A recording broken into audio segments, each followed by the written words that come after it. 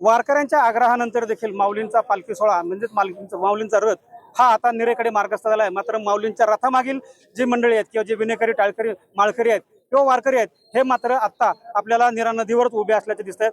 नक्की त्यांची काय भूमिका आहे, त्यांचं काय म्हणणं आहे आता आपण जाणून घेणार आहोत। माऊली नमस्ते, स्वागत आहे तुमचं। काय सांगाल, तुम्ही इथंच उभं राहिलेलं गेलं नाहीत? आमची वारकऱ्यांची परंपरा 400-450 वर्षाची आहे। इथं निरेला देवाचं स्नान झाल्यानंतर त्या पादुका पहिल्या पुढे दर्शनाला जातात, त्यानंतर पाठीमागच्या ज्या विणे असतात प्रत्येक विणेकऱ्याला वारकऱ्यांना दर्शन दिलं जातं।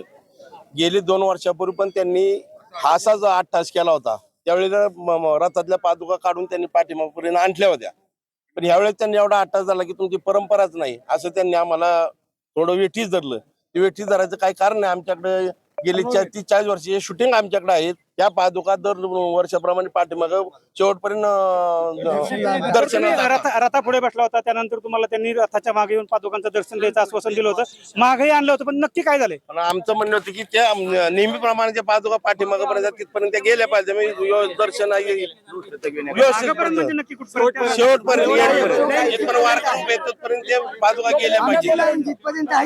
आता त्या पादुका नेले नाहीत त्यामुळे तुम्ही थांबलात का?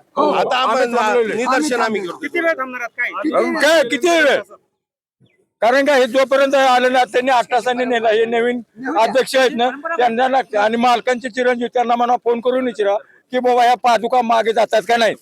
त्यांच्या वडिलांना ते मालक दरवर्षीप्रमाणे मागे जातात। 60 वर्ष वारकरी वारी करतात। संत ज्ञानेश्वर माऊलींच्या पादुकांना रथाच्या पाठीमागे सुद्धा दर्शन देण्याची परंपरा आहे असं इथील वारकरी सांगतायत। मात्र या पादुका रथाच्या पाठीमागे लोकांपर्यंत आणल्या गेल्या नाहीत, त्यामुळे हे वारकरी संतप्त झालेले आहेत। आणि वारीचा सोहळा किंवा माऊलींचा रथ जरी पुढे गेला असला तरी आम्ही याच ठिकाणी उभं राहणार असल्याचा निर्धार त्यांनी व्यक्त केलाय।